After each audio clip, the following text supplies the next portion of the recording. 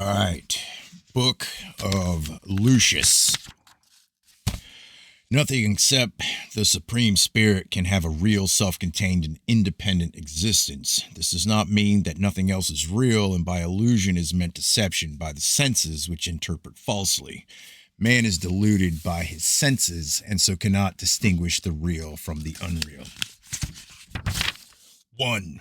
Chapter 1. The spheres of existence. This is the whole law needful for a man to direct his life. Know your nature, do your duty, and live in harmony with others. To live in harmony means doing wrong to no man.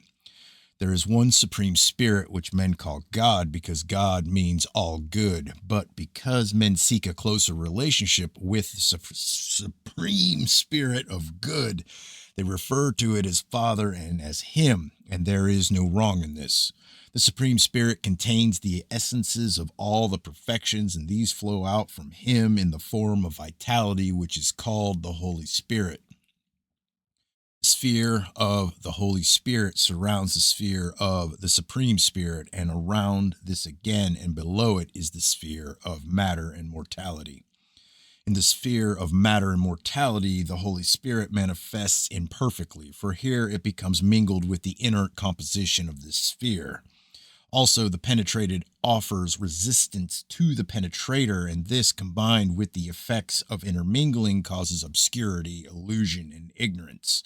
These are visualized in the form of a mist called agnosia. The activity of the Supreme Spirit in the highest sphere is unceasing, and this alone maintains the universes of matter. The basis of matter is an outflow of energy from the Supreme Spirit, which forms a kind of framework solidifying at its outer edge. The three spheres comprise the whole, no part of which is devoid of the vitality originating within the Supreme Spirit. So the statement that the Supreme Spirit is in all and all is the Supreme Spirit is true, though he does not manifest in the sphere of obscurity, illusion, and imperfection. This does not mean that the Supreme Spirit could not manifest here or that the sphere of matter and mortality is beyond his reach. These conditions serve a specific purpose. Nothing except the Supreme Spirit can have a real, self-contained, and independent existence. This does not mean that nothing else is real, and by illusion is meant deception by the senses, which interpret falsely. Man is deluded by his senses, and so cannot distinguish the real from the unreal. All the universes of matter are contained within the sphere of matter and mortality, which reaches out to touch the sphere of the Holy Spirit. Their greatness exceeds the bounds of man's most daring imagination, and even if man could penetrate through to their limits, he would still find the Supreme Spirit veiled and hidden. The Holy Spirit flows from the Supreme Spirit as heat and light flow from the sun, and penetrating all things holds them in form and solidity. The Supreme Spirit alone is unpenetrated by anything. He alone is whole and fully self-sufficient. He alone is the one pure essence. The sphere of the Holy Spirit is divided into subspheres, and this sphere of matter and mortality is likewise divided. The supreme ruler of the sphere of the Holy Spirit is the Holy Spirit, and the supreme ruler of the sphere of matter and mortality is nature.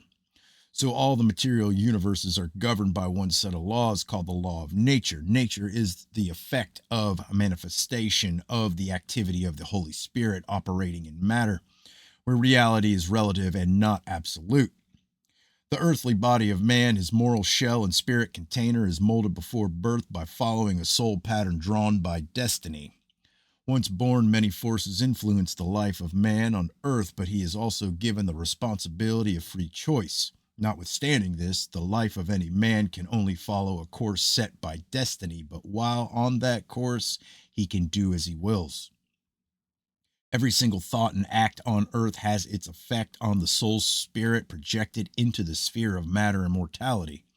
Man himself is a threefold being comprising soul, spirit, and matter, each having an affinity with one of the spheres of existence.